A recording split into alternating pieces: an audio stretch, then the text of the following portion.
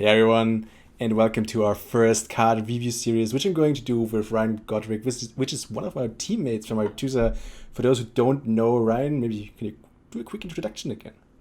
I stream Gwent on Twitch or twitch.tv/ Ryan Godric at 8 p.m. CST during the week, and I work with this guy.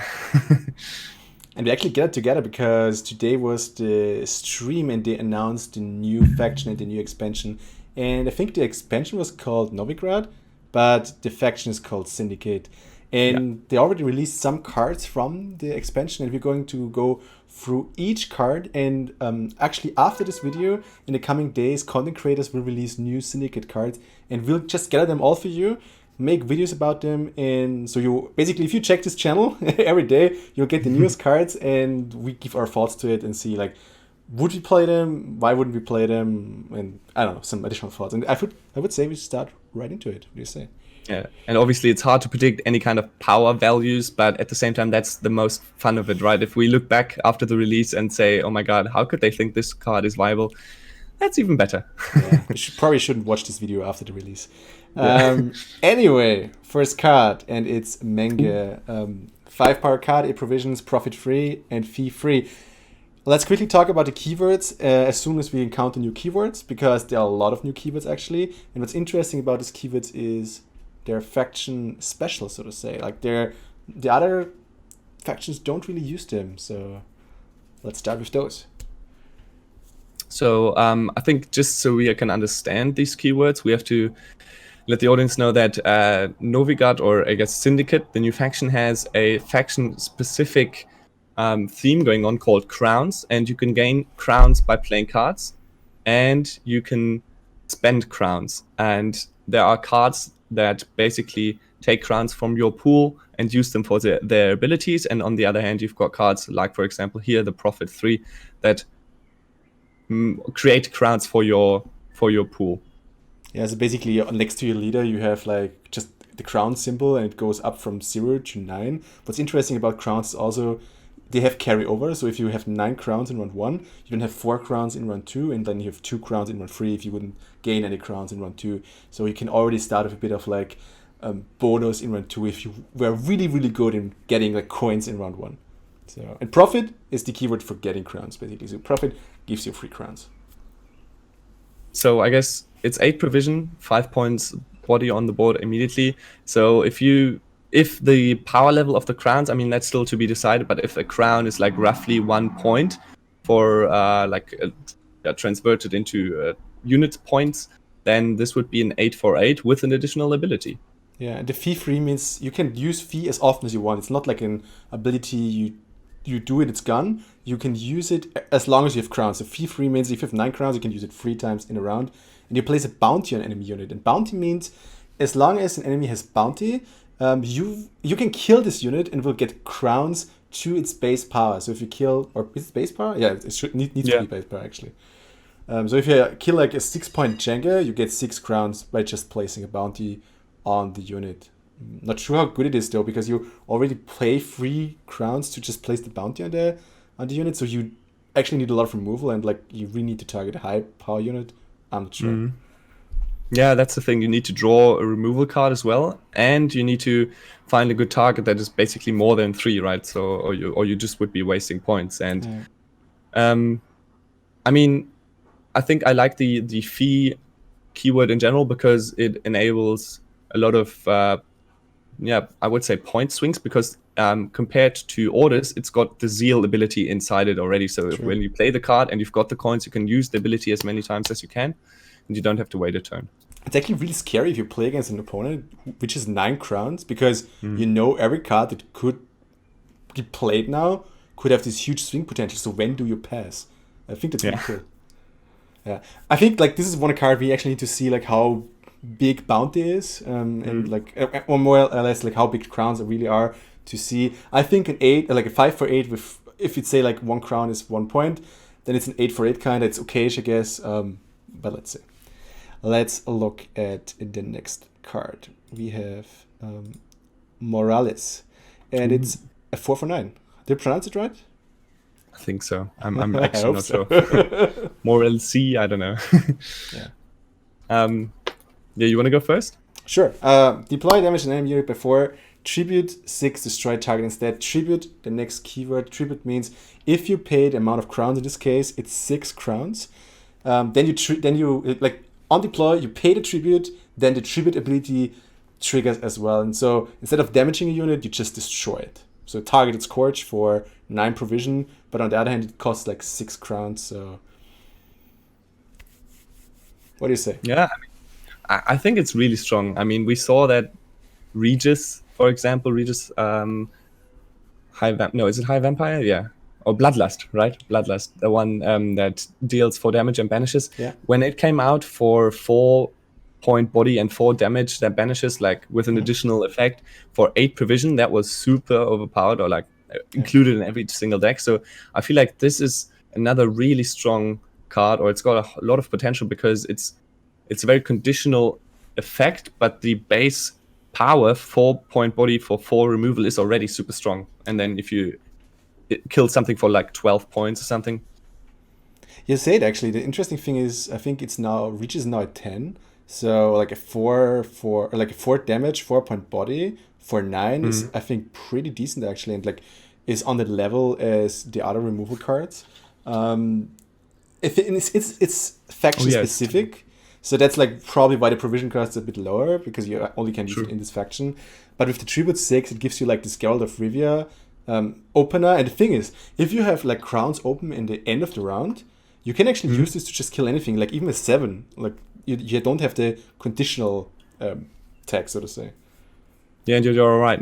It might be better to like compare it to a Milane from Squirtle, because it's also faction locked and it's only 9 provision. You're right, Regis is 10. So Milane is also just easy 4 for 4, but it can spread out that damage as well. Yeah. So I really like these cards.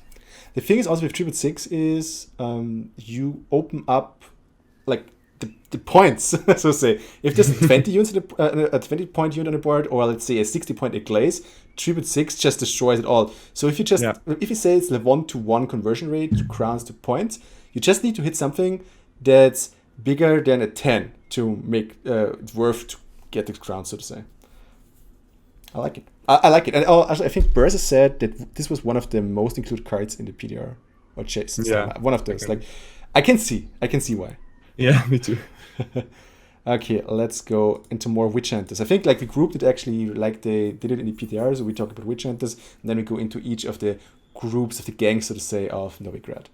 And there is the Witch Hunter Executioner. So that's 5 provision for 3-point body and profit 2, so you gain 2 crowns immediately. And then it's got the fee ability 1, give bleeding to an enemy for 1 turn, and if it has a bounty, damage it by 1 instead. So I feel like this is a combo card for bounty, obviously, because it's got that in the tag, but at the same, I think there's very rarely a situation where you need 1 point damage immediately, like except for if you've got a Scourge or if you're trying to play a second card, but that would not be able anyway. So this, I don't feel like this damage by 1 is a lot better than the bleeding by 1. So I think like maybe if you play against Consumer or something, because then like the bleed actually gets applied, but yeah, I don't see it as well. I think a 3 for 5 hit profit 2. Again, if you say like crowns are 2 points, then it is a 5 for 5 with the option to actually spend your crowns if you need them. So I think it's a really good bronze card, so to say. It's definitely viable if you need the 1 point of damage or not. I think it's also because maybe bounty is not that strong on its own. So this is just like another small boost to bounty, even though you don't need it probably, I guess. Still, I think it's a good bronze card just because of the profit 2, actually. Yeah, definitely solid. And maybe there's like even more Witch Hunter synergy. And if there's more Witch Hunter synergy, then this definitely has the Witch Hunter tag. So maybe you can do additional stuff with that as well. And maybe that makes it better. Yeah, that's very true. We don't know a lot about the keywords of the cards themselves. Yeah, we know there's crime, and I think priests and witch hunters. I think that was the like, and I think the gang tags in general, right? Like each gang has a gang tag. Anyway, let's look at the next one, the Shady Fiesta. I think. I hope. I have no idea if I pronounced it right. He actually said it only once. So if you played Witcher 1, you should know this. I don't, interestingly. So anyway, it's a 4/4. Deploy given ally unit poison and boost it by 2. So self-poisoning. It's interesting. It's a 6/4, but it has the drawback of giving poison to a friendly unit. So if there's a lot of poison played in the meta, you just can't play this. And if there's not a lot of poison played in the meta, then this just is a 6/4. That's true. That's true. I mean, it's a risky card, right? I like these kind of cards because you have to take a calculated risk, basically. Do you expect your opponent to play poison or not? And I think you're very right. Yeah, it's meta dependent. I can spoil it a bit because there is we later have a card that actually works with that as well, so that makes this card even better. So let's just rush through it and let's see. Let me quickly. There we go. I think it's the next one actually. Yeah, it's this one. There we have it. So this every ally turn on turn, and if this unit is poisoned, boosted by 1. So nice poison synergy. Obviously, probably as you said, you probably want to work more with your own cards. You can't really expect your opponent to run poison or not, so you have to play around that. But it's a 4/4, which is already solid if you have to include a card. And I mean, this benefit is just really cool if you've got more synergy. Yeah, I mean, this is a good filler card for Syndicate. Imagine you have the Infiltrator, for example, like a Nilf card. It's a 4/4 with a interesting ability. So this could be your filler card in Syndicate. And if you have self-poison there, if it works out the combo, cool. And if the enemy has poison, then you just cry, I guess. And I mean, this is also one of those cards that work nicely with Portal, for example, because it's a passive ability. You don't have to have a deploy effect coming from this card. So if you, for example, pull it out, thin it out with Portal, and that works nicely. I think this is also very good in a tournament setting because imagine you ban Squirtle. What then? Do you really expect someone to play the poison bomb? I don't know. Yeah, that's true. I think if in the tournament setting, if you are sure you can play around it, but on the other hand, you don't probably ban just because of one card. Still, it might be an inclusion if you already plan to get rid of Squirtle, for example. Yeah. Cool. Next one, and now we are actually getting into the Firesworn gang territory, the priests. It's called Gwent Inquisitor Halvid, and it's a 4/10, profit 4, pretty solid. And the interesting thing here is fee 2. So you can immediately use the profit on pay and spawn a Firesworn Sealot and summon him to this row. And I think Sealots were 2 priests. 2 points, yeah. I mean, just imagine using those 4 profits immediately for these Firesworn Zealots. Then you can have 8 points distributed on 3 cards, and that I think alone is really, really strong. And I mean, this kind of plays into a swarmy archetype, so you have to watch out for cards like Lacerate. But at the same time, I would much prefer an 8-point body distributed, or 8 points distributed on 3 cards than an 8-point body like in Monsters, for example. Yeah, again, it really depends on the meta. If there's a lot of Lacerate going on, a lot of board clear, so to say, then one big unit might be preferable. So this really is interesting and can be a meta choice. What I heard though is that Firesworn Priests, I think they said in the stream, they are a swarmy archetype. So I think Firesworn is very binary in its nature anyway. You want to swarm the board, and this just supports this archetype. And if you run against Gimpy, well, tough luck. So that's true. Gimpy is the one counter. And the other thing I do like about this card is that, especially coming back to the fee ability, it's an ability you can use every single turn if you like to, and you can use it as much as you can or want to. So if you've got coins left at the end of the round, you can convert those into straight up points on the board. Yeah, I mean, it's cool. But imagine you have 8 crowns and you have Triss into Board Swarm, and you're like, okay, I'm doing this. The enemy is already done. He passed, and you're like, spawn. Exactly. Or Yennefer drop, bam. So I think there's potential in there. Let's see. I think it's a good card. I think this may see some play, especially. Yeah, solid. I think everything which is profit on him in the Syndicate probably is a good setup for the other cards anyway. There we go. The Keeper of the Flame. It's also a beautiful card art again. True. So this one is 5 provisions, 3-point body, and deploy boost advanced units by 1. And for 4 tribute, boost all allies on this row by 1. Ooh, that's an interesting ability. So it's already 5 for 5 if you've got 2 units on the row. True. And I mean, this just combines perfectly with your Swarm archetype. Yeah. So if you fill the row up and then play this at the end, that can be 8 extra cards you buff by 1. So that's really strong for 4.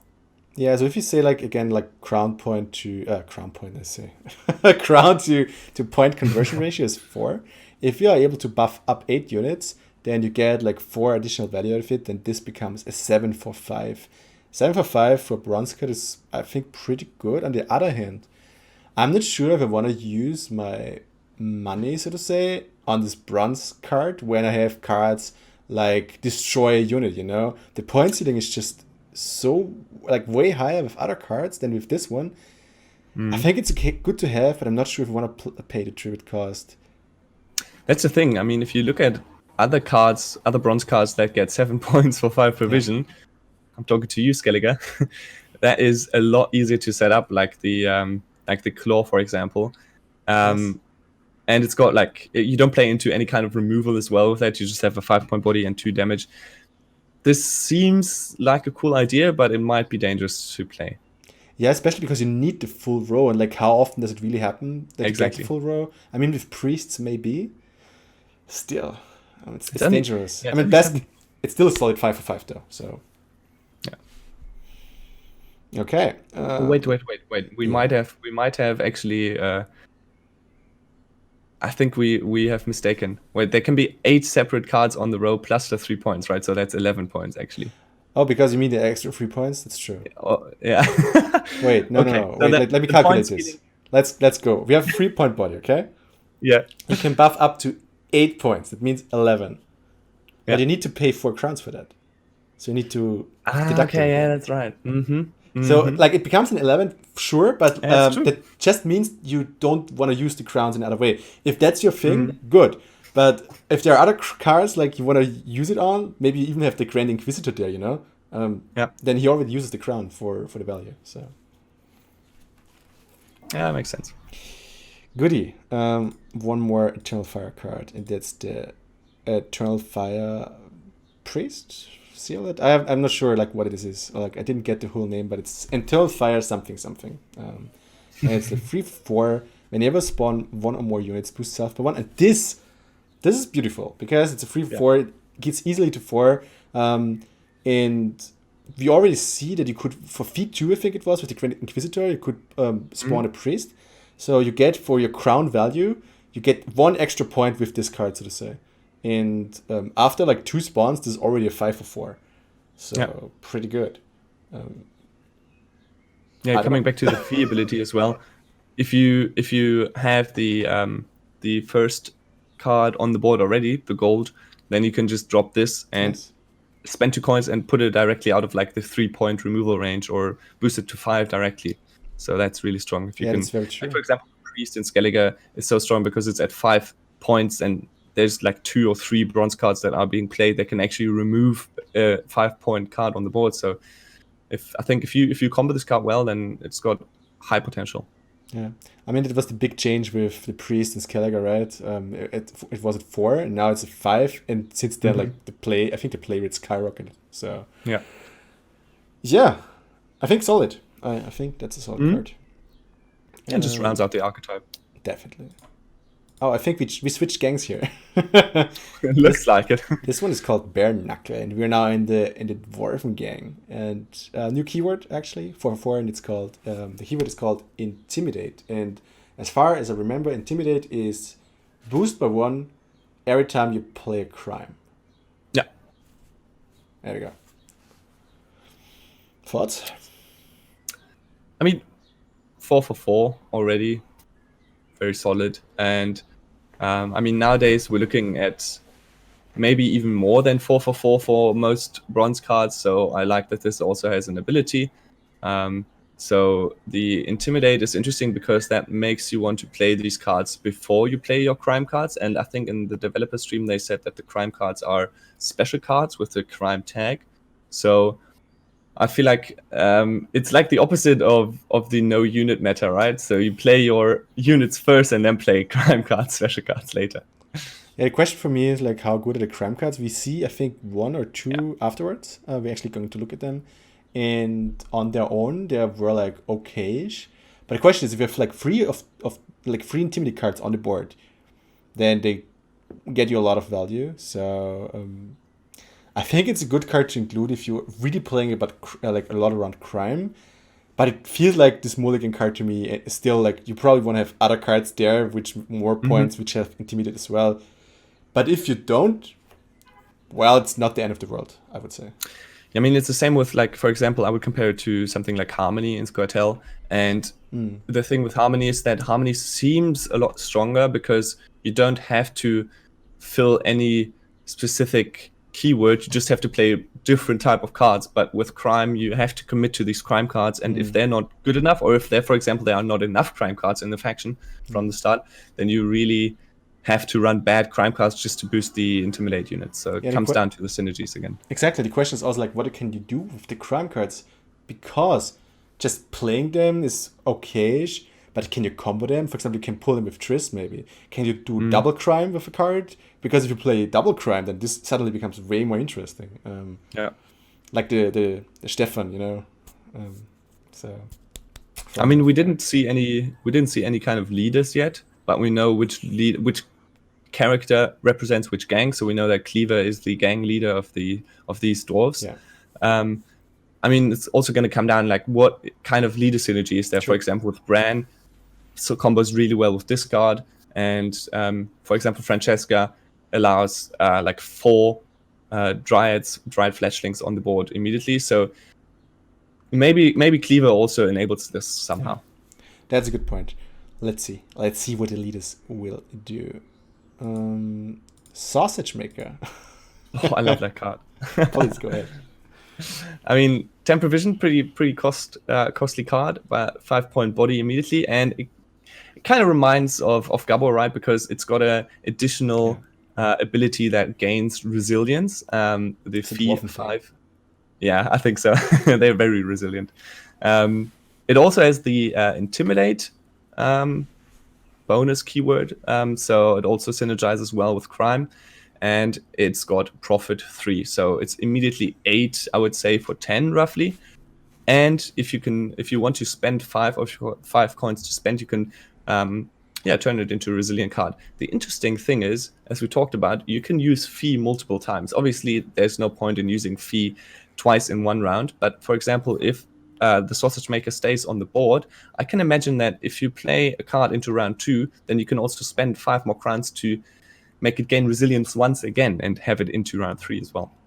That is true. Actually, what you can also do is, if you think you have carryover, like you actually make it to 9 crowns. You don't even need 9 crowns because you already have profit 3. So if you have 4 carryover, you're already at 7. You just need the 5. So you just need 2, right? Like you just need 2 points of carryover, which means you just need to earn 4 crowns in round 1 to make this card get resilience right away. Yeah. Pretty good. And as you said, like if you actually played in round 1, maybe you can just get resilience in round 2 again. So I think this is very interesting. It probably will haunt us more than like to. Yeah, that's true. Especially with the Intimidate. Like imagine you already, like that's the good thing about Gabo as well. You have an engine on the board already. If you play Dwarves, he will boost itself by 1. This is the same thing. You have an Intimidate engine on the board right away. Exactly. And if you can play if you have 2 engines right away in the start of a round, it's amazing because the enemy typically can only remove 1.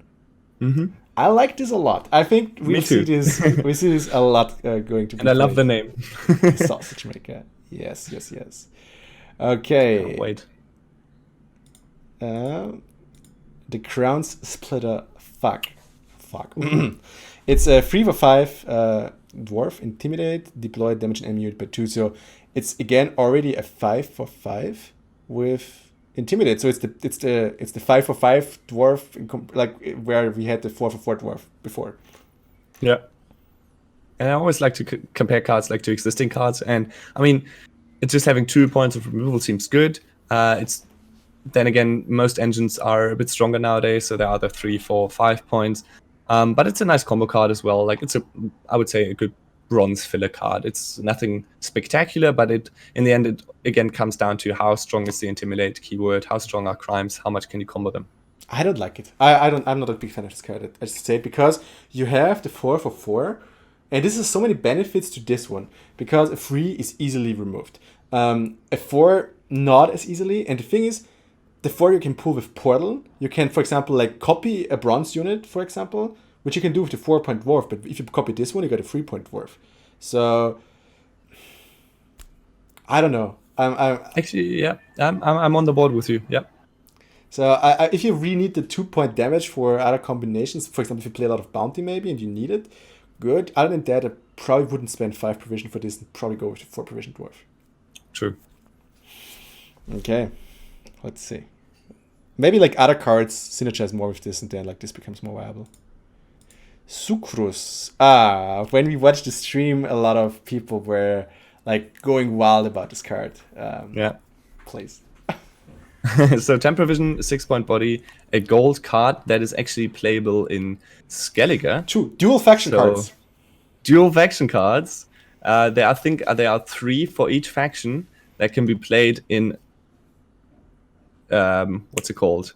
Syndicate and another faction. So this one is playable in Syndicate and Skellige, which makes it a bit harder to balance, I would say. They have to be careful with the card abilities. But at the same time, it allows like more flexible card design, which is cool. So this one has the ability that it prevents any kind of damage on the card to the left, on the unit to the left. So for example, if you play this right next to a Skellige ship, I think that's what they also, the long ship, that's what they had for an example in the stream, yeah. Then you can use the long ship, is it long ship? I think it's long ship.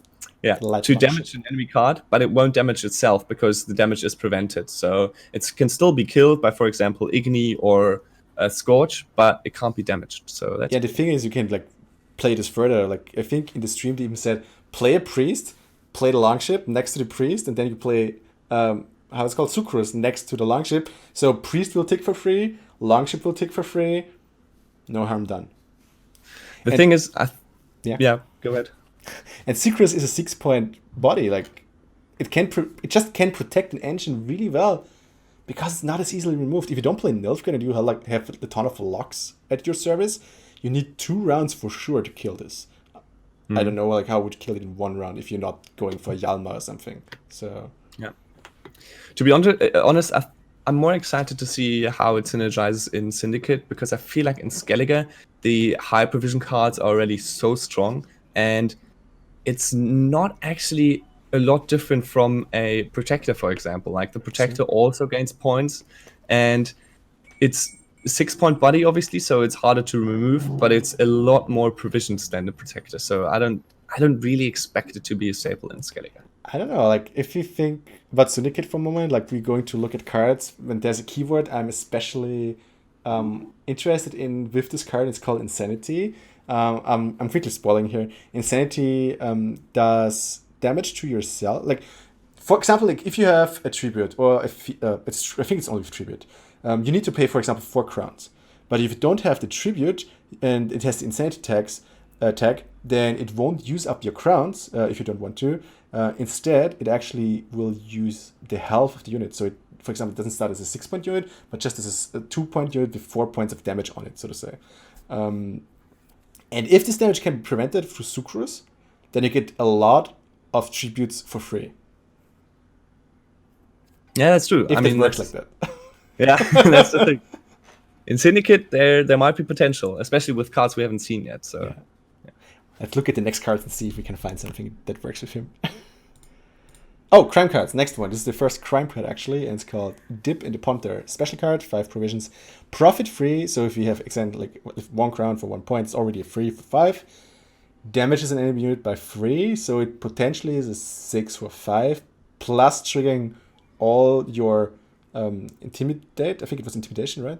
Intimidate dwarves. I see potential here. And 3-point removal is good, I guess. I mean, Yeah, kills you some modern I dumps in really, it. I really like this special card because, I mean, as you said, it's 6/6 and it's a removal card. It's a crime, so it's got a nice tag for this faction. And I feel like if the crowns, crowns will have to be decided how strong crowns actually are. But right now we're going off of roughly 1-1, so it's, as you said, 3 points. But it's also 3 points your opponent can't interact with, and that has carryover potential. So I kind of like this card. Yeah. It's true. Like I always forget the carryover potential because carryover potential maybe even makes crowns worth more.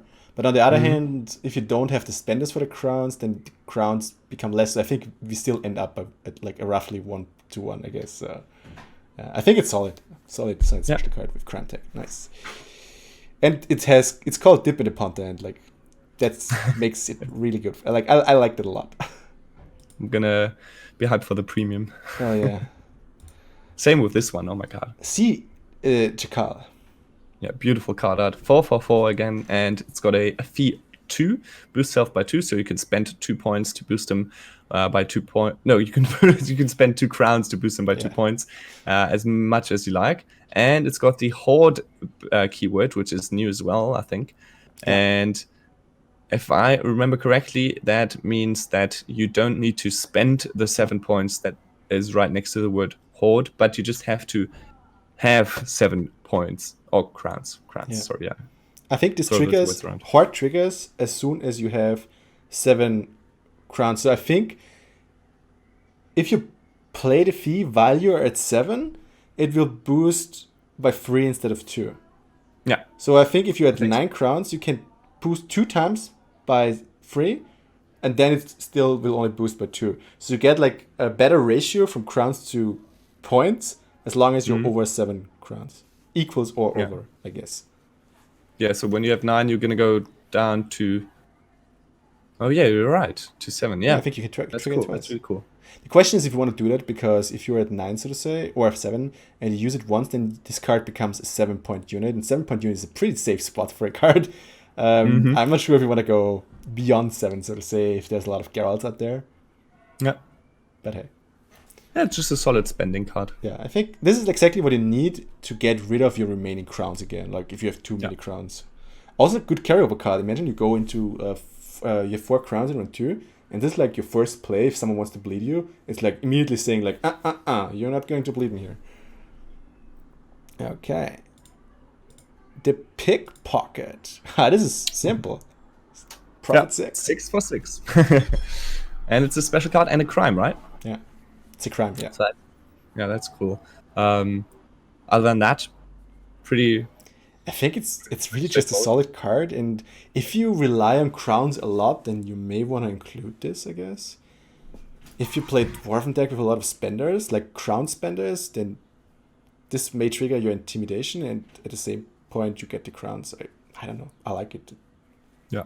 I think it's just solid and depends on your playstyle, I guess. Exactly. And I mean, I think the best way to evaluate this card is however your board state looks, right? So if you've got spenders on the board already and then you play Profit 6, that's a lot of points you can immediately distribute through your other cards. I think this card is a must inclusion if you have a lot of spenders, but you don't have gainers, so to say. But if you have a lot of gainers, you probably don't need this card as well because you already get too much then. So this is a balance card to kind of like try in your deck to fix your crown income into either including it or not including it, I guess. Yeah. Goody. Beautiful. Look at this card art, like, and what he has behind himself. It's the Beggar. It's a 3/4. Profit 2, so it's already a 5/4 if we calculate like we do. Bonded Profit 4 instead means this becomes 7/4.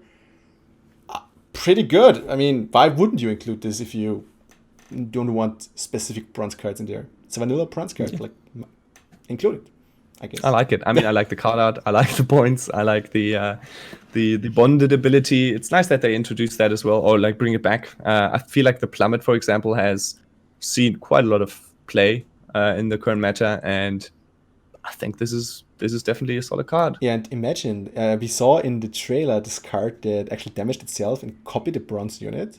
If it does that with that as well, then you can actually create at least 3 of these beggars on your board. And that is a lot of crowns. Mm-hmm. Like the beggar army getting new crowns. I think this is really good. I think this is really good for a 4-point card. So I would play it, I guess. Then it's nice if you need a proactive play, just in general. Exactly, that's true. Why is it so small? Wait, what do I do here? It's not what I want to do here. Give me a second. I got it. There it is. That's bigger for you. Eavesdrop. So it's another crime card. Profit 4 for 5 provision. And you draw a card and then put a card from your hand at the bottom of your deck. So if you need to rely on like synergies, if you've got a card that you need to find in your deck, or if you play something like a what's it called, the Fisher King, and put a card up top of in your deck, and then you can play this card, grab that card, and put something else at the bottom of your deck. I think it's especially nice in Syndicate because you always need to keep in balance between your gainers, as you said, and your spenders. So this can help even out your hand. So I think it's not bad.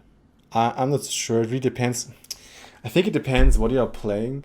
And if you're playing a deck which relies on your key cards and your gold, so to say, like less on your bronzes, then you may want to include it because you want to look for this gold. But it's still a 4 for 5. So it really depends on the deck, I guess. It's not more like it's that's true. But I think it's a very, very special, like very, how do you call it? Like once in 100 you need this card. So I think it's very specific to like one type of decks, for example, but it's not an auto include in any way. It depends also like what other Syndicate cards are doing, because if they have like tools like Nilfgaard and they have tools to play the top card of the deck or look at the top card of the deck and stuff like this, then this makes a lot more sense. But if there's just no synergy with it, probably not. So I think we need to wait and see what other cards are coming in Syndicate to see if this card is really good. At the current state, like isolated view, I would say better go with Pickpocket. I don't know. Yeah, that's true. I like those. I need to talk about those because these are probably my favorite cards so far. We're in the last gang, and they are insane. So that's why they have like a lot of insanity keywords. And fee 2 summons all copy of this unit from your deck to this row. So 4 for 6. If you play 2 like both and you pay the crowns, then you get an 8 points on the board for kind of like 8. It's a bit more because like finning.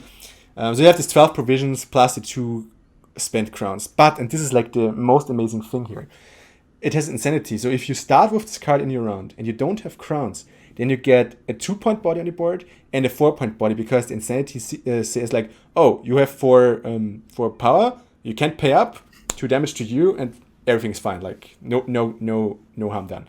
So, or in this case, harm done actually. But this means like you have 6 points on the board, and you got the finning. Imagine like all the other finning cards we have in other factions. Imagine the Brockulant Sentinel. That's way more conditional. You need the death blow for it. This doesn't need the death blow. You just play it. Bam, it's there. And if you actually can pay it, then it's 8 points right on the board with finning. I think this is really, really good. Yeah. No, I agree. This feels like an auto include nearly, like super solid card. And I think the one that I would compare to it is like the Brigade from Nilfgaard, which is also 6 for like 2 times 6 provisions. But this just feels even more flexible somehow, because I mean, we have to see how much their gang keyword is worth again.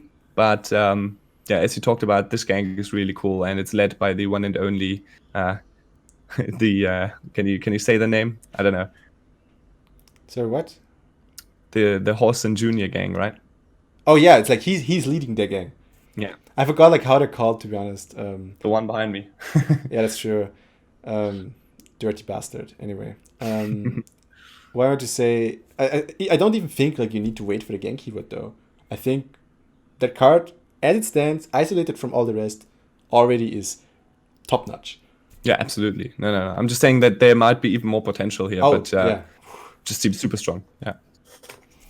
Goody. Actually, what the gang has is Bloody Good Fun. That's how they're called. The card is called. So, yeah. Bloody Good Fun. Profit 3 for 4 provision. That's another crime card. And lose all your current crowns and damage an enemy by the same amount. So, at the first glance, I felt like this is a bit weird and might not be that strong. But I really like the idea that at the end of a round, you can play this card to get rid of all your extra crowns that you can't spend anymore and just deal damage. And I mean, it's very conditional, but it's a 3 for 4, so that's not amazing. But I kind of like the idea, but I feel like there are a lot of situations where you can't play this card because you don't have the exact amount of coins that you Yes. need to get rid of. I think so too. I think that's like the biggest problem of this card, that you lose all your crowns. If I could say, like, I damage a unit and just pay up for it, like I have 7 crowns, I'm gonna kill 4-point unit and I just pay 4 and does 4 that damage. would be insane, yeah. Then this card would be amazing. But losing all your crowns, this makes it very situational. And as you said, I think the only real use it for this is probably if you wanna at the end of a round. If you play crime deck, maybe then this is the last crime card you play until you say, I'm out of here. Then maybe it's actually pretty okay. But it needs the target. You need the right crown amount. And you probably don't want to use your crowns and other stuff. It's because this is like a simple 1-to-1 ratio again. Like, I think the goal of the whole Syndicate combos is that you raise the ratio which you get from crowns. You don't want to play 1 for 1. You want to play more than 1 for a crown. Yeah. No, I agree. I think it doesn't feel that strong. The only thing I really like is that it kind of enables, or it shows a way into a control style of Syndicate. So for now, most of the cards were like a lot of the cards feel like they are just very engine heavy and can be dealt with control a lot. But this card and like Morleson, I don't know, the first one, the really good one. I like those cards because they give this faction more control about what the enemy does. Yeah, good. That's true. Okay, I think this is the last card we're going to look at here. Like next one, this one. I think this is the dual faction card for monsters, the Tethering. Yeah. It's a 6 for 8, destroy an allied unit and boost self by its base power. This is interesting because, for example, if an enemy damages your unit, you can still eat it with Tethering and you get the full value out of it. So yeah, that's pretty interesting. To be honest, when I saw it the first time around, I felt like this is actually worse than Consume, because like if you buff your cards and then you eat it, you only get the base power. But I feel like you immediately got the right vibes here, that I think like it's actually stronger than Consume, because you can, for example, in this faction, this synergizes very well with the Insanity keyword, and it's in the same group as well, in the same gang. So they damage themselves, and then you can consume that, and it's still gain the full amount.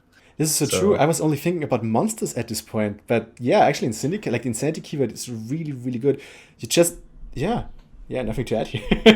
I was just thinking like what other synergies are there for monsters, and I was just thinking about Forktail,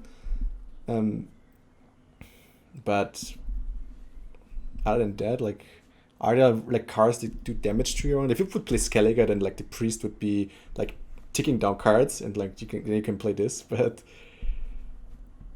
yeah. Anyway, I think, as you said, like the Insanity keyword, this is like where this card will shine, and this is 6 for 8. I mean, what can you do wrong with a 6 for 8? Like the value you get is probably very easy to get. You just need to consume something. It's destroy something which was damaged at least by 3. Yeah, that's true. And the enemies will probably now be really careful to finish off your units, like in Nilfgaard, where you don't want to see the slave driver getting the 1-point damage to it. I think this is the same gameplay that will happen with Tethering here. That could very well be, yeah. Cool. That is it for today, actually. We have that's all the cards we saw so far. I think Rand, I will sit down now every day to discuss just like very quickly the cards that will be released by content creators. So look out for them. We just will gather them anyway, and you can also just look the next video.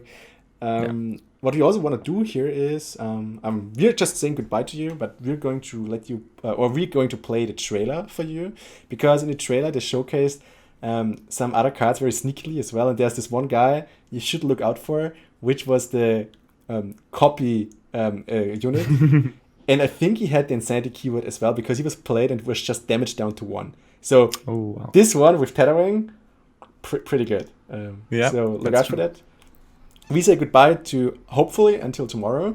And I hope you enjoy our card reveal series until the expansion launches. So enjoy the hype. Yeah, the hype.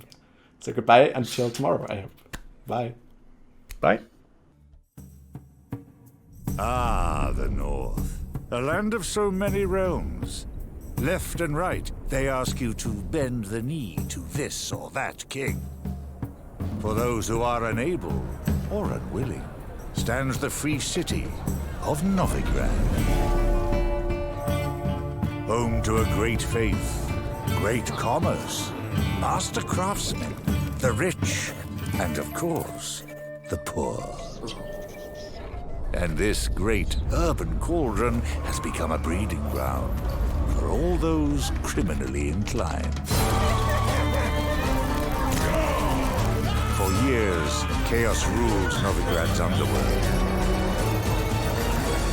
Till now, with petty rivalry set aside, an alliance of coin has been forged. The Syndicate is born.